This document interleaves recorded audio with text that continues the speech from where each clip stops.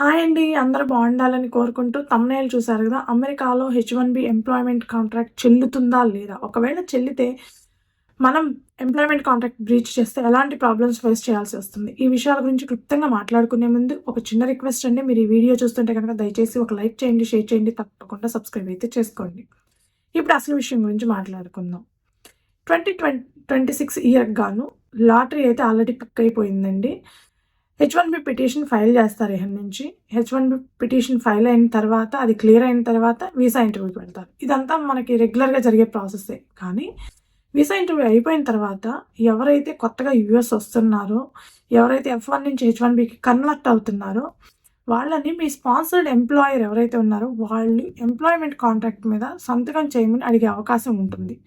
చాలా వరకు కన్సల్టెన్సీస్ ద్వారా వచ్చే వాళ్ళకి ఎక్కువగా అడుగుతుంటారు. ఈవెన్ కంపెనీస్ ద్వారా వచ్చే వాళ్ళకి కూడా కొన్ని కంపెనీస్ ఇలా ఎంప్లాయ్‌మెంట్ కాంట్రాక్ట్ మీద సంతకం చేయమని అడిగే అవకాశం అయితే చాలా ఎక్కువగా ఉంది.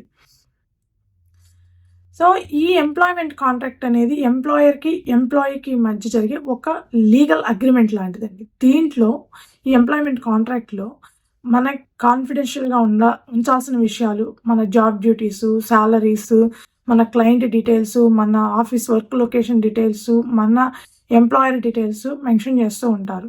మన జాబ్ రోల్స్ కానీ, డ్యూటీస్ కానీ, రెస్పాన్సిబిలిటీస్ కానీ అన్నీ మెన్షన్ చేస్తుంటారు. వాటితో పాటు ఇంకా చాలా పాయింట్స్ మెన్షన్ చేస్తూ ఉంటారు ఎంప్లాయ్‌మెంట్ కాంట్రాక్ట్‌లో. మనము ఎవరమైనా సరే ఈ హెచ్-1బీ ఎంప్లాయ్‌మెంట్ కాంట్రాక్ట్ మీద సంతకం చేసే ముందు ముఖ్యంగా 3 పాయింట్స్ క్లియర్‌గా చూసుకొని, ఆ తర్వాత లీగల్ ఒపీనియన్ తీసుకొని మాత్రమే సంతకం చేయాలండి. అదేంటంటే ఫస్ట్ పాయింట్ ఎట్ విల్. ఈ ఎట్ విల్ అంటే ఎంప్లాయర్ గానీ, ఎంప్లాయీ గానీ ఏదైనా స్ట్రాంగ్ లీగల్ రీజన్ చూపించి ఈ ఎంప్లాయ్‌మెంట్ కాంట్రాక్ట్‌ని అయితే టర్మినేట్ చేయొచ్చు. అయితే ఈ ఎంప్లాయర్స్ ఎవరు నేషనాలిటీ బేస్ గానీ, రేస్ బేస్ గానీ, జెండర్ బేస్‌గా గానీ ఈ ఎంప్లాయ్‌మెంట్ కాంట్రాక్ట్‌ని టర్మినేట్ చేయకూడదు. అదేవిధంగా ఎంప్లాయర్స్ ఏ ఎంప్లాయీని స్లేవ్స్ లాగా చూడకూడదు.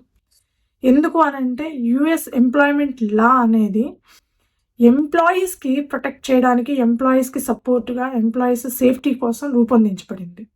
కాబట్టి ఎంప్లాయర్స్ ఎవరైనా సరే ఎంప్లాయీస్‌ని స్లేవ్స్‌లాగా చూడకూడదు. దీనికి ఒక చిన్న ఎగ్జాంపుల్ చెప్తానండి. ఒక లీగల్ స్ట్రాంగ్ రీజన్ చూపించాలి అనంటే నాకు నా ఎంప్లాయీ ఒక 2 మంత్స్ నుంచి, 3 మంత్స్ నుంచి కానీ నా సాలరీ ఇవ్వకుండా నా చేత వర్క్ చేపించుకుంటున్నాడు.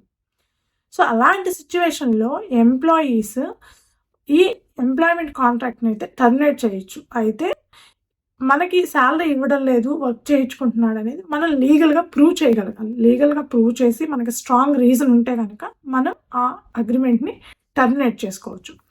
ఇది ఇంపార్టెంట్ పాయింట్. సెకండ్‌ది most important point non competent. Non competent అంటే మనం అగ్రీమెంట్‌లో ఉన్నప్పుడు ఆ అగ్రీమెంట్‌ని టర్మినేట్ చేసి కానీ, లేదంటే అగ్రీమెంట్‌ని బ్రీచ్ చేసి కానీ మనం సేమ్ క్లయింట్‌కి మన స్పాన్సర్డ్ ఎంప్లాయర్ దగ్గర నుంచి ఎవరి దగ్గర అయితే వర్క్ చేస్తున్నాం మన క్లయింట్, వాళ్ళ దగ్గరికి వెళ్ళకూడదు. బేసిక్‌గా మన క్లయింట్ దగ్గరికి మన ఎంప్లాయర్ ద్వారా వర్క్ చేసే క్లయింట్ దగ్గరికి వెళ్ళి వర్క్ చేయకుండా ఆపడానికి ఈ పాయింట్. అంటే సేమ్ జియోగ్రఫిక్‌లో కానీ, సేమ్ క్లయింట్‌కి వెళ్ళి వర్క్ చేయకూడదు. కాంట్రాక్ట్ బ్రీచ్ చేసి కానీ, టర్మినేట్ చేసి కానీ. కాంట్రాక్ట్ అయిపోయిన తర్వాత కూడా సర్టెన్ పీరియడ్ వరకు అది సేమ్ క్లయింట్‌కి వెళ్ళి వర్క్ చేయకూడదని కూడా కొంతమంది మెన్షన్ చేస్తూ ఉంటారు. అంటే బేసిక్‌గా మనం ఎంప్లాయ్‌మెంట్ కాంట్రాక్ట్‌ని బ్రీచ్ చేసి కానీ, టర్మినేట్ చేసి కానీ, మన ఎంప్లాయర్ ద్వారా వెళ్ళిన క్లయింట్ దగ్గరికి, సేమ్ క్లయింట్ దగ్గరికి మనం వెళ్ళి వర్క్ చెయ్యకూడదు. అలా చేస్తే లీగల్‌గా చాలా ప్రాబ్లమ్స్ ఫేస్ చేయాల్సి వస్తుంది ఎంప్లాయీస్. అందుకే ఇది చాలా ఇంపార్టెంట్. హెచ్-1బీ ఎంప్లాయీస్‌ని చాలా చోట్ల ఆపేది కూడా ఈ పాయింట్ బేస్ చేసుకొనేనండి. థర్డ్‌ది లిక్విడిటీ డ్యామేజెస్. లిక్విడిటీ డ్యామేజెస్ అంటే మనం ఒకవేళ ఈ ఎంప్లాయ్‌మెంట్ కాంట్రాక్ట్‌ని బ్రీచ్ చేస్తే ఎలాంటి డ్యామేజెస్ మనం పే చేయాల్సి ఉంటుంది ఎంప్లాయర్‌కి. అంటే హెచ్-1బీ పిటిషన్‌కి పే చేసినవి కానీ, హెచ్-1బీ ప్రాసెస్‌కి, రిజిస్ట్రేషన్‌కి ఫీజు కానీ ఇవన్నీ ఏమీ పే చేయాల్సిన అవసరం లేదు. కానీ మనం ట్రావెల్ ఎక్స్‌పెన్సెస్ ఇండియా నుంచి యూఎస్ వచ్చేటప్పుడు ట్రావెల్ ఎక్స్‌పెన్సెస్ కానీ, లేదు అనంటే మనకి ట్రైనింగ్ ఇచ్చినా ఇవ్వకపోయినా, లేదు మనకి అకామిడేషన్ ప్రొవైడ్ చేసినట్లు, లేదు మన రెజ్యూమ్ని మార్కెట్ చేసినట్లు ఇట్లాంటివన్నీ చూపిస్తారు వాళ్ళు. సో వీటన్నిటిని లిక్విడిటీ డ్యామేజెస్ అంటారు. వీటన్నిటిని మనం ఒకవేళ కాంట్రాక్ట్ బ్రీచ్ చేస్తే పే చేయాల్సి ఉంటుంది. అయితే ఈ లిక్విడిటీ డ్యామేజెస్ అనేదాన్ని ఈ ఎంప్లాయర్ ఎప్పుడు ఎంప్లాయీని పనిష్ చేస్తున్నట్టుగా ఉండకూడదు. కేవలం వాళ్ళ డ్యామేజెస్ని రికవరీ చేసుకుంటున్నట్లు మాత్రమే ఉండాలి. సో అది ఎలా అనేది ఆ ఎంప్లాయర్ మీద బేస్ చేసుకొని ఉంటుంది. వీటిని నాన్ కాంపిటెంట్ పాయింట్ని కానీ లేదంటే కనుక లిక్విడిటీ డ్యామేజెస్ గురించి కానీ కోర్టు కూడా యాక్సెప్ట్ చేసే ఛాన్స్ ఉందండి. వాళ్ళు కోర్టుని కన్విన్స్ చేస్తే కనుక వాళ్ళు అడిగినంత లిక్విడిటీ డ్యామేజెస్ ఏవైతే ఉన్నాయో అవి మనం పే చేయాల్సి ఉంటుంది.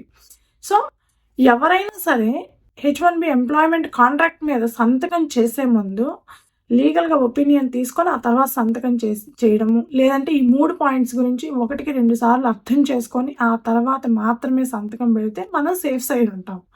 అలా కాకుండా యూఎస్లో వర్క్ చేయడానికి అవకాశం వచ్చింది కదా అని చెప్పి పరిగెత్తుకుంటూ వచ్చి సంతకాలు పెట్టేస్తే తర్వాత ఒకవేళ బ్రీచ్ చేయాల్సిన సిచ్యువేషన్ వస్తే కనుక చాలా ప్రాబ్లమ్స్ ఫేస్ చేస్తుంటారు అన్నమాట. ఇది మనం ఎంప్లాయ్మెంట్ కాంట్రాక్ట్లో చూసుకోవాల్సిన మెయిన్ పాయింట్స్ అండి. ఇప్పుడు ఒకవేళ ఈ ఎంప్లాయ్మెంట్ కాంట్రాక్ట్ని బ్రీచ్ చేస్తే మనం ఫేస్ చేయాల్సిన ప్రాబ్లమ్స్ ఏంటి? ఎంప్లాయ్మెంట్ కాంట్రాక్ట్ అనేది మనం ఇండియాలో ఉన్నప్పుడైనా మనం సంతకం చేయమని అడగొచ్చు, లేదంటే యూఎస్ వచ్చినాక వెంటనే అయినా మనల్ని ఆ ఎంప్లాయ్మెంట్ కాంట్రాక్ట్ మీద ఎంప్లాయర్ సంతకం చేయమని అడిగే అవకాశం ఉంది. అప్పుడు మనకి సిచ్యువేషన్ బయట ఏంటి ఎలా అనేది ఏమీ తెలియదు. కాబట్టి యూఎస్ రావడమే మనకి హ్యాపీ కాబట్టి, యూఎస్లో వర్క్ చేయడం హ్యాపీ కాబట్టి అవన్నీ ఆలోచించకుండా టక్కన సైన్ చేసేస్తాం. చాలామంది చేసేది ఇదేనండి. ఎందుకంటే బయట సిచ్యువేషన్ ఎవరు తెలియదు. మ్యాక్సిమం పీపుల్కి కూడా ఈ ఎంప్లాయ్మెంట్ కాంట్రాక్ట్ గురించి క్లియర్గా తెలియదు. సింపుల్గా చెప్పేస్తూ ఉంటారు, అబ్బాయి అమెరికాలో ఎంప్లాయ్మెంట్ కాంట్రాక్ట్లు అవి ఏమి చెల్లవు ఇక్కడ అని. కానీ అమెరికాలో చాలా వరకు ఎంప్లాయ్మెంట్ కాంట్రాక్ట్ చెల్లుతుందండి. ఇది చాలామందికి తెలియని విషయము. అమెరికాలో ఎంప్లాయ్మెంట్ కాంట్రాక్ట్ అబ్బాయి ఆ కాంట్రాక్ట్లు ఏం చల్లవంటారు, కానీ అమెరికాలో మోస్ట్ ఆఫ్ ద స్టేట్స్లో చాలా వరకు ఎంప్లాయ్మెంట్ కాంట్రాక్ట్ చెల్లుతుంది, చెల్లే అవకాశం కూడా ఉంది. ఇప్పుడంటే మీ ఎంప్లాయర్ మిమ్మల్ని 1 yearకి కాంట్రాక్ట్ అడగొచ్చు, లేదంటే 1.5 year అడగొచ్చు, లేదంటే 2 years, లేదంటే 3 years వరకు అడగొచ్చు. అంతకుమించి 5 years, 4 years, 5 years, 10 years ఇట్లాంటి ఎంప్లాయ్మెంట్ కాంట్రాక్ట్లు అనేవి చెల్లవు. కరెక్ట్. ఎందుకంటే అది ఎంప్లాయీని లాక్ చేస్తున్నట్టు వాళ్ళని. కాబట్టి ఒక 5 yearsకో 4 yearsకో అట్లా అయితే చెల్లవు. కానీ బిలో 2 years అయితే మ్యాక్సిమం చెల్లే ఛాన్స్ ఉంది. ఎందుకనంటే వాళ్ళు మనల్ని స్పాన్సర్ చేసి ఇక్కడ దాకా తీసుకొస్తారు కాబట్టి, మన మీద ఇన్వెస్ట్ చేస్తారు కాబట్టి వాళ్ళకి చెల్లే అవకాశం ఉంది ఎంప్లాయ్మెంట్ కాంట్రాక్ట్. ఎందుకు అనంటే లీగల్గా వాళ్ళు చెక్ చేసుకొని ఒక లాయర్ని పెట్టుకొని ఆ ఎంప్లాయ్మెంట్ కాంట్రాక్ట్ అనేది రాయించుకోవడం జరుగుతుంది. అంతేగాని గుడ్డిగా ఎవరు ఏమీ చేయరండి. వాళ్ళు సంవత్సరాల తరబడి బిజినెస్ చేసేవాళ్ళు కాబట్టి వాళ్ళకి తెలుసు అన్నీ. కాబట్టి లీగల్గా ఒక అటార్నీని పెట్టుకొని వాళ్ళు క్లియర్గా రాయించుకుంటారు. అయితే ఆ లీగల్ అగ్రిమెంట్ అనేది 5 yearsకో 10 yearsకో రాయించుకోరు, మీరు లిమిటెడ్ టైంకి రాయించుకుంటారు. కాబట్టి ఈ కాంట్రాక్ట్ బ్రీచ్ చేసే ఐడియా ఎందుకు వస్తుంది అని అంటే, మనకి వచ్చిన కొత్తలో ఏమీ తెలియదు. ఇక్కడ శాలరీస్ అంత తెలియదు, ఎలా పే చేస్తారో తెలియదు, ఏమీ తెలియకుండా వస్తారు చాలామంది. మహా అయితే వాళ్ళ ఫ్రెండ్స్ ఫ్యామిలీ మెంబర్స్ ఉంటే తప్ప చాలామంది తెలియకుండానే వస్తారు. వచ్చిన తర్వాత వాళ్ళు మినిమం శాలరీ ఇస్తున్నారా, లేకపోతే అబోవ్ మినిమం శాలరీ ఇస్తున్నారా, పక్కన H1B మీద సేమ్ ఎక్స్పీరియన్స్కి సేమ్ చేసేవాళ్ళు ఎంత ఎర్న్ చేస్తున్నారు అనేది ఒక 6 months తర్వాత తెలియడం మొదలు పెడుతుంది. మన సరౌండింగ్స్లో ఉన్నవన్నీ తెలియడం మొదలు పెడుతుంది. అప్పుడు వీళ్ళకి అనిపిస్తుంది అనమాట, అబ్బా మనం తక్కువ ఎర్న్ చేస్తున్నాం అన్న, లేకపోతే ఇంకోటి ఫీలింగ్స్ వస్తూ ఉంటాయి. అవి వచ్చినప్పుడు ఆటోమేటిక్గా నలుగురిని అడుగుతారు, తెలిసిన వాళ్ళని తెలియని వాళ్ళని నలుగురిని అడుగుతారు, అయ్యేం పట్టించుకోరు, అయ్యేం ఉండవు ఇక్కడ అంటారు. కానీ అమెరికాలో H1B ఎంప్లాయ్మెంట్ కాంట్రాక్ట్ అనేది లిమిటెడ్ పీరియడ్కి ఉంటే లీగల్గా ప్రొసీడ్ అయితే కనుక అది చెల్లే అవకాశం చాలా ఎక్కువ ఉందండి. సో ఫస్ట్ మనం ఫేస్ చేసేది, ఒకవేళ కాంట్రాక్ట్ని బ్రీచ్ చేస్తే మనం ఫేస్ చేసే ప్రాబ్లం ఏంటంటే లిక్విడిటీ డ్యామేజెస్ అని చెప్పాను కదండి అవి. ఆ లిక్విడిటీ డ్యామేజెస్ మీరు 1 week ముందు కాంట్రాక్ట్ని బ్రీచ్ చేసినా, 1 month ముందు కాంట్రాక్ట్ని బ్రీచ్ చేసినా, లేకపోతే 6 months ముందు కాంట్రాక్ట్ని బ్రీచ్ చేసినా ఆ లిక్విడిటీ డ్యామేజెస్ అనేవి వాళ్ళు ఎంతైతే మెన్షన్ చేశారో వాళ్ళు కోర్టుని కన్విన్స్ చేయగలిగితే ఆ పర్టికులర్ అమౌంట్‌కి అది మీరు పే చేయాల్సి వస్తుంది. అంటే వాళ్ళు ఒక $20,000 చూపించారనుకోండి, వాళ్ళు కోర్టుని కన్విన్స్ చేయగలిగితే మాకు ఇంత అయినయి, మేము ఇంత పెట్టాము, ఇంత చేసాము అని చెప్పి ఖచ్చితంగా మీరు పే చేయాల్సి ఉంటుంది. అది 20,000 అనే నేను చెప్పలేనండి. 40,000 కూడా అవ్వచ్చు. వాళ్ళు చూపించేదాన్ని బట్టి ఉంటుంది. మీ ఎంప్లాయీ చూపించేదాన్ని బట్టి ఉంటుంది. రెండోది, మీరు సేమ్ క్లయింట్‌కి వెళ్తే గనక చాలా అంటే చాలా పెద్ద ప్రాబ్లమ్ ఫేస్ చేస్తారు. దాన్ని ఇంకొక కేస్‌గా కూడా టేకప్ చేస్తారు. అంటే సేమ్ క్లయింట్‌కి వెళ్ళకూడదని ఆల్రెడీ అగ్రీమెంట్‌లో ఉన్నప్పుడు మీరు సేమ్ క్లయింట్‌కి వెళ్లారు అని అంటే గనక అది చాలా పెద్ద ప్రాబ్లమ్ అవుతుందనమాట. ప్లస్ ఇంకొకటి డ్యామేజ్ ఏంటంటే, మీరు ఈ అగ్రీమెంట్‌లో ఉండారని మీ న్యూ క్లయింట్‌కి, అంటే మీ సేమ్ క్లయింట్‌కి వెళ్ళాలి అనుకున్నప్పుడు మీరు ఈ అగ్రీమెంట్‌లో ఉన్నారని వాళ్ళకి తెలిసిందనుకోండి, లేదంటే న్యూ ఎంప్లాయర్ ఎవరన్నా, మీరు మూవ్ అయ్యే వాళ్ళు ఎవరు క్లయింట్ ఏదైతే ఉందో, లేదంటే ఎంప్లాయర్ ఎవరైతే ఉన్నారో వాళ్ళు మీరు ఆల్రెడీ అగ్రీమెంట్‌లో ఉన్నారని తెలిస్తే మిమ్మల్ని రిక్రూట్ చేసుకునే chances are very, very, very less. మీ ప్రొఫైల్‌ని ప్రొసీడ్ చేయవనమాట. సో, మీరు ఈ అగ్రీమెంట్‌లో ఉన్నారని తెలిస్తే న్యూ జాబ్స్‌కి వెళ్ళడం కష్టమవుతుంది. మీరు ఒకవేళ సేమ్ క్లయింట్‌కి వెళ్ళాల్సి వస్తే అది ఇంకా పెద్ద ఇష్యూ, లీగల్ ఇష్యూ అవుతుంది. సో, మీరు ఒకవేళ టర్మినేట్ చేయాల్సి వస్తే ఏ బేసిస్ మీద టర్మినేట్ చేశారనేది లీగల్‌గా ప్రూవ్ చేయగలగాల్సి వస్తుంది. సో, బేసిక్‌గా ఒకవేళ మీరు ఎంప్లాయ్‌మెంట్ కాంట్రాక్ట్‌ని బ్రీచ్ చేస్తే అటార్నీని పెట్టుకోవాల్సి వస్తుందండి. అంటే లీగల్‌గా ఫైట్ చేయడానికి, లేదంటే రిప్లై ఇవ్వడానికైనా సరే కంపల్సరీ అటార్నీని పెట్టుకోవాల్సి వస్తుంది. ఇక్కడ అమెరికాలో అటార్నీస్ నాకు తెలిసినంత వరకు చెప్తున్నానండి, హవర్లీ బేస్డ్ ఛార్జ్ చేస్తారు. హవర్లీ బేస్డ్ మినిమం 200 నుంచి మాక్సిమం 600 వరకు కూడా ఉంటుంది. హవర్లీ బేస్డ్ డాలర్స్ నేను చెప్పేది $600 వరకు ఉంటుంది. సో, అక్కడ ఒక డ్యామేజ్ జరుగుతుంది మనకి. తర్వాత end of the day employment contract కోర్ట్‌లో వాళ్ళు కేస్ ఫైల్ చేసినప్పుడు వాళ్ళు ఇంకోటి ఏది చెప్పరండి ఎంప్లాయర్స్. కేవలం ఎంప్లాయ్‌మెంట్ కాంట్రాక్ట్ బ్రీచ్ చేశారు, దానికోసమే మేము డ్యామేజ్ రికవరీ చేస్తున్నాము అని మాత్రమే అడుగుతారు. కాబట్టి మోస్ట్ ఆఫ్ ద కేసెస్‌లో కోర్టు యాక్సెప్ట్ చేసే ఛాన్సెస్ కూడా ఉన్నాయి. అప్పుడు లిక్విడిటీ డ్యామేజెస్ పే చేయాల్సి ఉంటుంది. ఒకవేళ మీరు సేమ్ క్లయింట్‌కి వెళ్తే కాంట్రాక్ట్ బ్రీచ్ చేసి అది డబుల్ కేస్ అవుతుంది. అంటే కాంట్రాక్ట్ బ్రీచ్ చేశారు ప్లస్ సేమ్ క్లయింట్‌కి వెళ్ళారు. ఇంకా ఎక్స్ట్రా డ్యామేజెస్ అడిగే ఛాన్స్ ఉంది. ప్లస్ మా క్లయింట్ మమ్మల్ని మోసం చేశారని వాళ్ళు చెప్పడం కూడా జరుగుతుంది. మా క్లయింట్ దగ్గర మమ్మల్ని డ్యామేజ్ చేశారని చెప్పడం జరుగుతుంది. ఇలాంటివి జరిగినప్పుడు మాత్రం మీ మీద ఇంకొంచెం లీగల్‌గా ఇంకొంచెం ప్రెషర్ పడే అవకాశం ఉందనమాట. అంటే ఎక్స్ట్రా డ్యామేజెస్ రికవరీ జరగొచ్చు. అయితే ఈ బ్రీచ్ చేసి ఇదంతా ప్రాసెస్ జరుగుతుంది కదా! ఇదంతా అయిపోయిన తర్వాత end of the day maximum ఇలాంటి కేసులు ఏమవుతాయంటే సెటిల్మెంట్ కింద పోతుంటాయండి అమెరికాలో. ఎంతో కొంత ఎంప్లాయీ మధ్య లాయర్ అటార్నీస్ సెటిల్ చేసేసి మొత్తం క్లియర్ చేస్తూ ఉంటారు. ఇది సహజంగా జరిగే ప్రాసెస్ అనమాట.